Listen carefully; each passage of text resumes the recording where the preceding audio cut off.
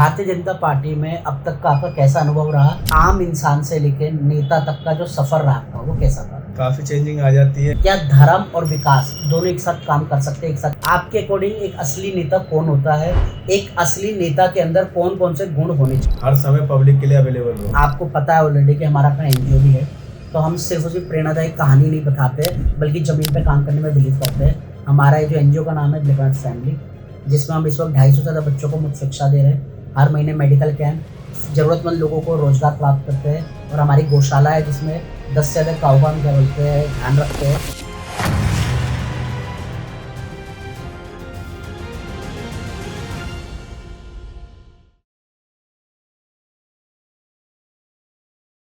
Hello, नमस्ते, अस्सलाम वालेकुम, सत श्री अकाल। ब्लैक एंड फैमिली, मैं अंकित सिंह रावत आपका अपना होस्ट और दोस्त स्वागत करता हूं आपका अपने ब्लैक एंड वाइट शो में, जहां बातें होती है फेस टू फेस, जहां मिलते हैं हम ऐसी शख्सियतों से जिनकी कहानी ना सिर्फ प्रेरणादायक होती है बल्कि आपके जीवन को बदलने का दम रखती है। आज हमारे बीच मौजूद है एक ऐसी ही शख्सियत जिन्होंने अपने साहस, आत्मविश्वास और संघर्ष से सफलता की ऊंचाइयों को छुआ है। तालियों की गड़गड़ाहट के साथ स्वागत करना चाहूँगा शालीमार गार्डन के युवा और जमीन से जुड़े हुए काउंसलर श्री रवि भाटी जी का। स्वागत है रवि भाटी जी आपका। सबसे पहले मैं जानना चाहूँगा, आप अपने प्रारंभिक जीवन के बारे में बताएं कि आपका बचपन कैसे बीता, आप किस तरह के छात्र थे और कहाँ आपने शिक्षा ग्रहण की? बचपन सभी का एक बचपन की तरह ही बीतता है। जैसे मैं भी यहाँ इसी गली में जहाँ से मैं पारसा था, मेरा बचपन यहीं बीता है। यहीं का मैं मूल निवासी हूँ और रहने वाले प्रॉपर हम गौतम बुद्ध नगर जेवर एयरपोर्ट के पास हमारा गाँव है। पढ़ाई मैंने यहाँ स्कूल पास में स्कूल था, उसमें पढ़ाई करी। उसके बाद मैंने इंजीनियरिंग करी है, इलेक्ट्रिकल इंजीनियर हूँ मैं। और जब मेरी पढ़ाई कंप्लीट हुई उसके बाद मैंने समाज के लिए कार्य अपने चालू रखे, सामाजिक कार्य करता रहा।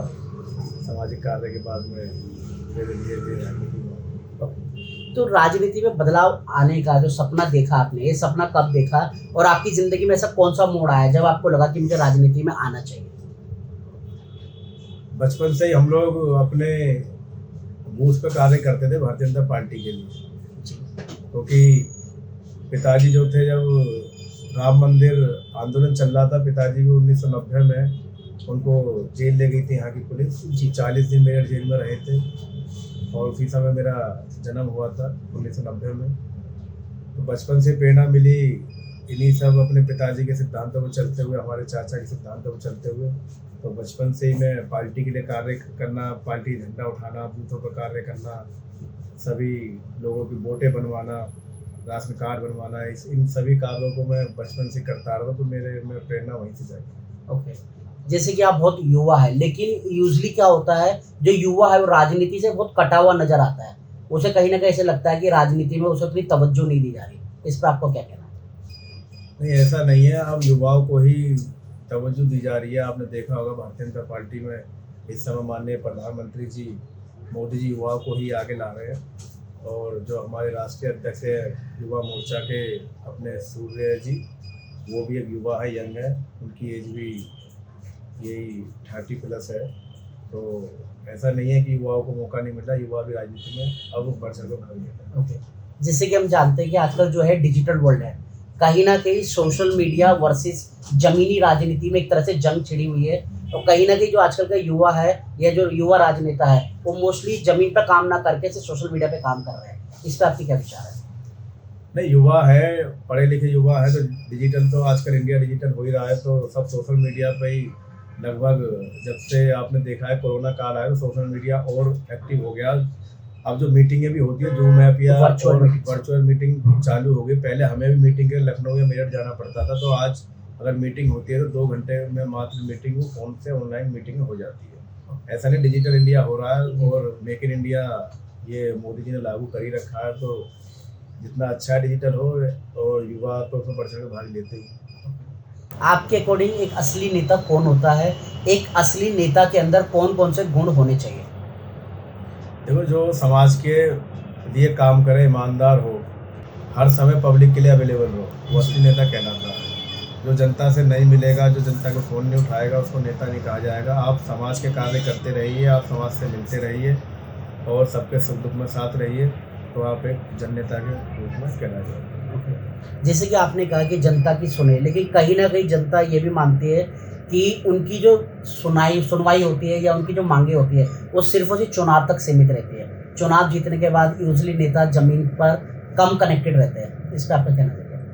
नहीं, ऐसा नहीं है। देखिए, जो नेता होते हैं, मान लो हम पार्षद हैं तो हमारा क्षेत्र एक एरिया होता है, तो अपने क्षेत्र में उस हिसाब से हम काम करते हैं। एक विधायक होते हैं तो उनकी विधानसभा उसी हिसाब से एरिया बढ़ जाता है, तो एक सांसद होता है उनका भी एरिया उसी हिसाब से बढ़ जाता है। पॉसिबल नहीं हो पाता कि हर विधायक या सांसद हर घर में जा सके और सबकी समस्या सुन सके, लेकिन जितनी समस्या उसको मिलती है वो उसका निस्तारण करता है, चाहे व्हाट्सएप से मिले, चाहे फ़ोन के माध्यम से मिले, चाहे वो आकर मिले। तो हम तो प्रयास करते हैं कि उनकी समस्या का समाधान हो। और कई बार लोग ये चाहते हैं विकास कार्य ज़्यादा हों जी। अब, लेकिन जितनी निधि है, जितने विकास कार्य हम ला सकते हैं उतना ही हम उसको लागू कर पाते हैं, उसको ज़मीन पर ला पाते हैं।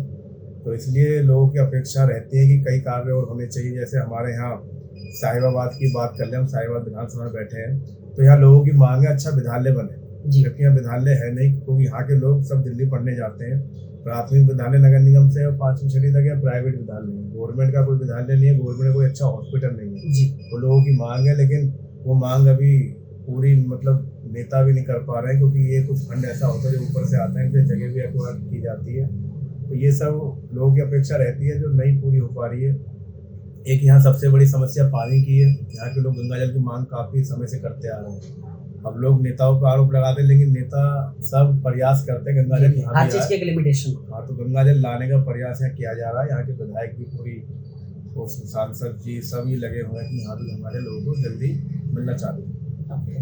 तो अगर मैं आपके समाज की बात करूं, जैसे कि आप ठाकुर समाज से संबंध रखते हैं, तो इस वक्त ठाकुर समाज की राजनीति में क्या रोल है, स्पेशली यूपी पॉलिटिक्स की बात की जाए तो? देखिए, हमारे यहाँ के जो मुख्यमंत्री है श्रीमान योगी आदित्यनाथ जी, वो भी ठाकुर हैं। और आपने देखा होगा अभी एक विवाद भी उत्पन्न हुआ जो समाजवादी के सांसद थे, जी। उन्होंने महाराणा सांगा जी के लिए अपशब्द कह दिए गए, तो उस पर आंदोलन भी हुआ। और ठाकुरों का शुरू से इतिहास रहा है, उन्होंने उनके राजा महाराजा रहे हैं जिन्होंने देश पर राज भी करा, देश के लिए अपने देश को बचाने के लिए मुगलों से उनके युद्ध भी लड़ा, हर कार्य करा। आपने देखा भगवान श्री राम जी भी अगर जाति से देखा जाए तो ठाकुर समाज से ही कहा जाता है, तो ठाकुरों का यहाँ बहुत अच्छा दबदबा है। जैसे कि आपने बोला कि संगा जी पे उन्होंने कहा था अपशब्द बोले, अगर आपको उस चीज़ के बारे में बोलना हो कि क्या बोलते हैं, उस पर आपको मैसेज देना हो कि वो गलत था या आप किस तरह से विरोध करते हैं, तो आप क्या बोलना चाहिए? मैं तो बिल्कुल इसका विरोध करना चाहूँगा। उन्होंने बहुत अपशब्द कहे, उनको गद्दार कहा। उनको ये नहीं पता जिनके 80 से अधिक घाव होने के बाद एक आँख नहीं थी, एक हाथ नहीं, सब काट दिया। जब भी वो युद्ध लड़ते रहे और मुगलों से उन्होंने इतना, नहीं तो आज यहाँ मुगलों का ही शासन रहता। उन्होंने ऐसे युद्ध लड़े, हम लोगों को आज उन्हीं के सिद्धांतों पर चलना चाहिए। बहुत ही उन्होंने अपशब्द कहा, उनके बारे में मैं निंदा करता हूँ। बहुत बढ़िया। जैसे कि आपने बोला कि युवाओं को भारतीय जनता पार्टी काफ़ी अवसर प्रदान कर रही है, पर क्या लगता है आपको कि जमीनी युवा निकल कर आ रहे हैं या सिर्फ और सिर्फ उन्हीं घरानों को लोगों को प्रायोरिटी दी जा रही है जिनके घर में पहले से ही पॉलिटिकल बैकग्राउंड है? देखिए, भारतीय जनता पार्टी में ऐसा नहीं है। और पार्टियों में आप देखोगे, जैसे आपने समाजवादी पार्टी में देखा होगा कि मुलायम सिंह यादव थे, उनके बाद अखिलेश यादव है, शिवपाल यादव है, राम गोपाल यादव है, उनके बेटे अक्षय यादव है, पूरा परिवारवाद चलता है। नेपोटिज्म कहीं ना कहीं। ऐसे ही कांग्रेस में आपने देखा कि भी राजीव गांधी है, इंदिरा गांधी है, उसके बाद राहुल गांधी है, प्रियंका गांधी है, तो उनका चलता रहा। भारतीय जनता पार्टी में ऐसा नहीं है। एक आम नागरिक, एक आपने देखा हो चाय वाले हमारे प्रधानमंत्री, आज जो पहले चाय बेचते थे वो आज देश के प्रधानमंत्री हैं। तो यहाँ कार्यकर्ता की वैल्यू, जेपी नड्डा जी राष्ट्रीय अध्यक्ष हैं, और यहाँ कब किसको, मैं यहाँ बैठा हूँ, मुझे कब कुछ बना दिया जाए पार्टी में, इसका उदाहरण आप अभी मध्य प्रदेश के चुनाव में देखिए जी। हाँ, वहाँ पर जिनकी उम्मीद नहीं थी, जिनका नाम चल रहा था मुख्यमंत्री के लिए, तो पार्टी ने ऐसे व्यक्ति को मुख्यमंत्री बनाया जो लोग सोच भी नहीं सकते। यही चीज़ पार्टी ने राजस्थान में करी। तो हमारी पार्टी में आम कार्यकर्ता भी कब मुख्यमंत्री बन जाए, कब प्रधानमंत्री बन जाए, कब विधायक बन जाए, ये बस काम करते हैं। भारतीय जनता पार्टी में हर किसी को एक समान देखा जाता है, एक समान माना जाता है। एक सीधा सवाल पूछना चाहूंगा, राजनीति में पैसा ज्यादा मैटर करता है या जन समर्थन, किसकी पावर ज्यादा है? देखिए, जन समर्थन की पावर ज़्यादा है। पैसा तो अब आपने देखा होगा जब चुनाव होता है तो एक लिमिट कर दी जाती है कि जी, चुनाव जी। में इतना खर्चा होना है। प्रशासन इतना सख्त होता है, सबसे निर्वाचन आयोग उस पर नजर रखता है, बकायदा वीडियो होती है। जी। तो जिस व्यक्ति पर जन समर्थन है वही आज के समय में नेता कहलाया जाता है। आपकी जिंदगी का कोई ऐसा पल जो दर्शकों को आप बताना चाहते हो जिस घटना ने आपकी सोच को परिवर्तित कर दिया? अभी जब आपने देखा कोरोना काल आया था जी, तो उस समय लॉकडाउन लग गया था। जी, लॉकडाउन लगने से लोग बेरोजगार हो गए थे, घरों में थे, क्योंकि कुछ लोग ऐसे थे जो डेली काम करके अपने घर की रोजी रोटी चलाते थे। तो हम लोगों ने उस समय राशन वितरण करा था। राशन वितरण जब हम लोगों ने करा तो ऐसी लाइन लग जाती थी उस समय, तो लोगों की स्थिति हम देख के बहुत हमें खुद फील हुआ। तो डेली फील होता है। वो घटना ऐसी लगी जिस आप कभी नहीं भूल सकते। जी। जैसे अगर बात की जाए कल सोशल मीडिया की, तो मैंने आपको देखा कि आप सोशल मीडिया में काफ़ी एक्टिव है। आप जो भी समाज के लिए कार्य करते हैं उसे सोशल मीडिया में अपलोड जरूर करते हैं, लेकिन कहीं ना कहीं सोशल मीडिया के नेगेटिव पॉइंट्स भी होते हैं। वहाँ पे कहीं ना कहीं बिना बात की ट्रोलिंग की जाती है, बिना बात की आलोचना की जाती है। उसे आप कैसे हैंडल करते हैं? करना पड़ता है। अभी लेटेस्ट ही मैं बता रहा हूँ, हम लोगों ने जो ये पहलगांव में हमला हुआ है जी, जी। उसको लेके हमने यहाँ प्रदर्शन करा था, पाकिस्तान में पुतला फूका था। सोशल मीडिया पर वीडियो सब चीज़ अपलोड होती, न्यूज़पेपर में भी आई। जी, जी। लेकिन कुछ विरोधियों ने उस वीडियो को एडिटिंग करके उसमें पाकिस्तान, हमने मुर्दाबाद के नारे लगाए तो उन्होंने पाकिस्तान जिंदाबाद के नारे लगा के वो सोशल मीडिया पे डाल दिए गए, जिसकी हमने शिकायत भी करी है पुलिस में। जी, जी, जी। तो लोग ऐसे कुछ विरोधी होते हैं, उनका काम ही होता है हमेशा कुछ ने एडिट करके या उसमें कुछ करके इनका मतलब अपोजिट ही कुछ चला। ओके। अगर हम यूपी की राजनीति की बात की जाए तो यूपी की राजनीति में इस वक्त अहम मुद्दे क्या है जिन्हें भारतीय जनता पार्टी लेकर चल रही है? आपकी क्या बोलते हैं सरकार है यहाँ पे, किन मुद्दों पे आप काम कर रहे हैं? देखिए, सबसे अब आपने देखा होगा जब से 2017 से यूपी में भारतीय जनता पार्टी की सरकार बनी, लगभग 7 साल हो गए हैं, 8वां साल चल रहा है हमारी सरकार को। बहुत से परिवर्तन ऐसे आए हैं। पहले यूपी में कहा जाता था भाई बिजली कब आएगी, मात्र 4 से 5 घंटे बिजली लोगों को मिलती थी। जी, जी, जी। आज 24 घंटे में ऐसे ऐसे जिले हैं जहाँ 24 घंटे बिजली उपलब्ध है, नहीं तो 23 घंटे बिजली हर राज्य में हर जिले में मिलती है। ओके। निगम पार्षद होने के नाते शालीमार गार्डन के लिए आपकी क्या योजना है? मैंने जब यहाँ चुनाव लड़ा था तो मैंने अपने चुनावी वादे में एक घोषणा करी थी कि हर एक पार्क में ओपन जिम लगवाऊंगा युवाओं के लिए, बुजुर्गों के लिए, जिससे लोग फिट रहे। तो लगभग मैं 4 पार्कों में मैंने ओपन जिम लगवा भी दी है। जी। और मेरा प्रयास रहेगा, मेरा कार्यकाल 3 साल का हो रहा है तो मैं हर पार्कों में ओपन जिम लगवाऊँ, यहाँ लाइब्रेरी खुलवाऊँ। कोई प्रस्ताव आ जाए तो एक विद्यालय का भी मैं सोच रहा हूँ, अगर कोई जगह यहाँ मिलती है तो ऐसे कार्य जिससे लोगों को शिक्षा मिले, रोजगार मिले, ऐसे कार्य मैं अपने वार्ड में करवाना चाहता हूँ। जैसे कि आप खुद एक युवा नेता है और मैंने बोला कि कहीं ना कहीं युवा डरता है राजनीति में आने के लिए कई कारणों की वजह से। तो अगर युवा कोई इस वक्त देख रहा हो और वो राजनीति में आना चाहता हो, आप उसे क्या संदेश देना चाहेंगे कि किस तरह से उसे राजनीति में एंटर करना चाहिए और अपना एक लॉन्ग टर्म विजन और करियर बनाना चाहिए? देखिए, युवाओं को राजनीति में आना चाहिए। अच्छे युवा आएंगे राजनीति में तो राजनीति का एक अच्छा मैसेज जाएगा।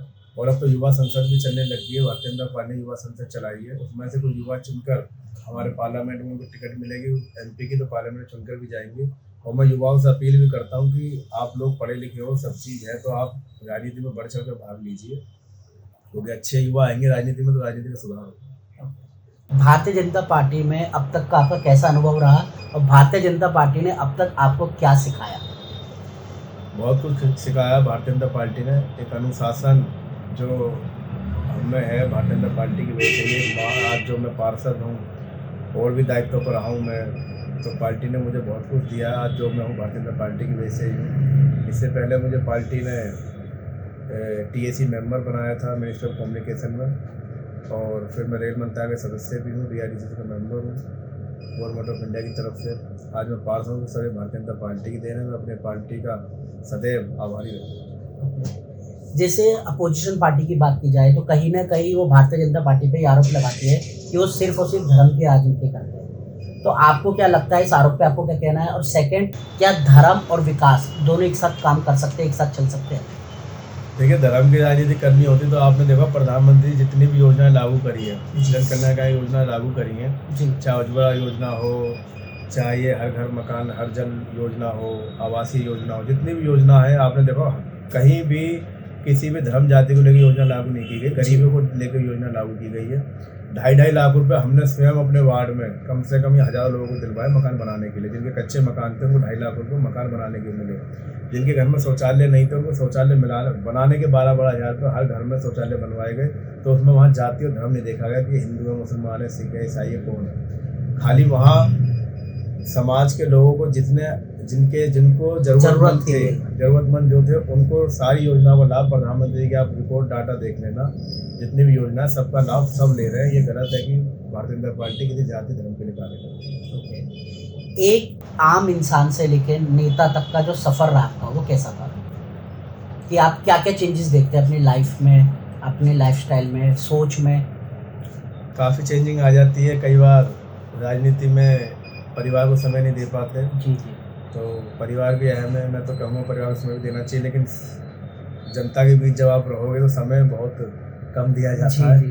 टाइम तो हर किसी का लिमिटेड है। फैमिली के साथ कहीं जाना भी होता है, कोई कार्यक्रम ऐसा लग जाता है तो हमें वो कार्यक्रम कैंसिल करना पड़ता है। पहले जनता के कार्यों में हम सबसे पहले प्रायोरिटी देते हैं, तो ये सब देखने को मिलता है। तो जब आपने राजनीति में आने का फैसला लिया तब से आपको फैमिली का शुरू से सपोर्ट था या कुछ विरोध हुए कि आपको राजनीति की जगह कुछ और करियर परस्यू करना चाहिए? नहीं, फैमिली का सपोर्ट शुरू से रहा है, हर तरीके का सपोर्ट रहा है। जो मैंने इंजीनियरिंग के बाद जॉब भी करी है। अच्छा, और उसके बाद मैं राजनीति में आया था, तो जो मैंने चाहा वो मेरे फैमिली ने मुझे पूरा सपोर्ट करा। जैसे बचपन में एक बच्चे का गोल होता है ना, उस वक्त आपका क्या गोल था जब आप बचपन में थे, जब शिक्षा ग्रहण कर रहे थे, उस वक्त आपने क्या सोचा था कि क्या बनना है आपको? बचपन में तो मतलब गोल बदलते रहते हैं। हाँ, पेरेंट्स से कहते रहते हैं पायलट बनूंगा, मैं इंजीनियर बनूंगा, डॉक्टर बनूंगा, मैं डॉक्टर बनूंगा, तो एक इस टाइप से रहा। अच्छा, अगले 5 साल में यूपी में क्या क्या बदलाव देखते हैं आप, कि किस तरह से यूपी ग्रो कर रहा होगा? आप देखेंगे अगले 5 साल में नहीं, 2047 तक अब मोदी जी ने कहा है कि पूरे भारत को विकसित भारत बना दिया जाएगा 2047 तक। और 5 साल में जितने विकास कार्य आप यूपी में देखोगे, पहले हम लखनऊ जाते थे, हमें 10 से 12 घंटे लगते थे। आज आप लखनऊ मात्र हाईवे से 5 घंटे में चले। गंगा एक्सप्रेस वे बना रही है योगी सरकार, इतने एक्सप्रेस वे बन रहे हैं यूपी में। अब आप कहीं भी जाना हो, आप मात्र 2 से 3 घंटे में, यहाँ से आप दिल्ली से पहले मेरठ जाते थे तो कई घंटे लग जाते थे, अब मात्र 25 मिनट में आप यहाँ से मेरठ जा सकते हैं, 25 से 40 मिनट। तो बहुत सुधार है, बहुत विकास है। और आने वाली योजना मैं बताऊँ पूरी यूपी गड्ढा मुक्त हो जाएगी। और सबसे बड़ी मैं यूपी की सरकार की उपलब्धि बताता हूँ, जो गुंडा राज था वो यूपी में बिल्कुल समाप्त हो गया। जी, आपने देखा होगा अतीक अहमद जैसे गुंडे थे, मुख्तार अंसारी जैसे गुंडे थे, वो सब और भी जो थे सब मतलब मिट्टी में मिला दिए गए। तो योगी सरकार से, यूपी की सरकार से ये जो उत्तर प्रदेश है गुंडा मुक्त सरकार, मतलब गुंडा मुक्त यूपी हो गया। अगले 5 सालों में आपका पर्सनल गोल क्या है, कि आप कहाँ स्टैंड करना चाहते हैं अपने आप को 5 सालों में? अब सपने तो लोगों के बहुत होते हैं, जी। लेकिन जहाँ मुझे, मैं तो जनता पे डिपेंड करता हूँ, जहाँ जनता मुझे भेजेगी वहाँ मैं मतलब वही अपेक्षा रखता हूँ। अपने मुझसे क्या कहें। जैसे कि आपको पता है ऑलरेडी कि हमारा अपना एनजीओ भी है, तो हम सिर्फ उसकी प्रेरणादायक कहानी नहीं बताते बल्कि ज़मीन पे काम करने में बिलीव करते हैं। हमारा जो एनजीओ का नाम है ब्लैक एंड व्हाइट फैमिली, जिसमें हम इस वक्त 250 से ज़्यादा बच्चों को मुफ्त शिक्षा दे रहे हैं। हर महीने मेडिकल कैंप, ज़रूरतमंद लोगों को रोज़गार प्राप्त करते हैं। और हमारी गौशाला है जिसमें 10 से ज़्यादा काऊ का हम क्या बोलते हैं ध्यान रखते हैं। तो अगर मैं आपसे कहूँ कि आप हमारी फैमिली का पार्ट बनना चाहेंगे और आप किसी भी तरह से अगर हमारे एनजीओ के थ्रू ज़रूरतमंद लोगों की मदद करना चाहेंगे, तो क्या आप उसका पार्ट बनना चाहेंगे? ऐसा जब मैंने आपके एनजीओ के बारे में सुना और देखा, जी, ब्लैक एंड वाइट ये जो एनजीओ आपने बनाई बहुत अच्छा आपकी एनजीओ कार्य कर रही है। आपने जैसा बताया कि निःशुल्क बच्चों को पढ़ाई दी जा रही है, मेडिकल लाइन में उनको चेकअप फ्री कराया जा रहा है, तो बहुत ही अच्छा। मैं तो आपको धन्यवाद करता हूँ कि आपने ये एनजीओ जो ब्लैक एंड वाइट ये बनाई है, बहुत अच्छी है। धन्यवाद। लास्ट में क्या बोलते हैं, जाते जाते हम अपने समापन की ओर है शो के, तो मैं चाहूँगा युवाओं को आप एक ऐसी गोल्डन एडवाइस दे दीजिए कि जिसको वो अपने जीवन में फॉलो करके एक बेहतर इंसान बन सके।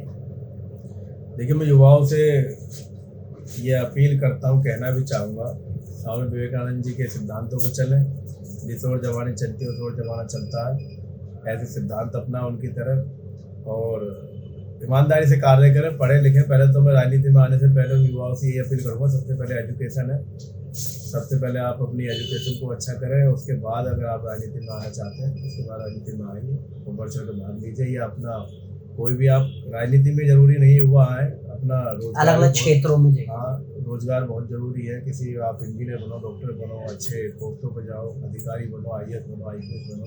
तो यही मैं युवाओं से अपील करता हूँ, पहले पढ़ाई है, सबसे पहले आप लोग पढ़ाई पर अपना ध्यान दीजिए और उसके बाद अपने कैरियर। जैसे कि अब हम समापन की ओर है, और अब आप ना सिर्फ हमारे लिए गेस्ट है बल्कि हमारे फैमिली के एक पार्ट है, तो बड़े भाई होने के नाते मैं आपसे चाहूँगा कि आप कुछ ऐसे गेस्ट हमें रेकमेंड कर सके कि इन फ्यूचर उन्हें अपने शो पे लेके आ सके, इस प्लेटफॉर्म पे ला सके, कि उनका जो काम है, जो उनके विचार है, जो उनकी सोच है, ज़्यादा से ज़्यादा लोगों तक पहुँच सके और लोगों का भला हो, लोगों के लिए बेहतरी हो।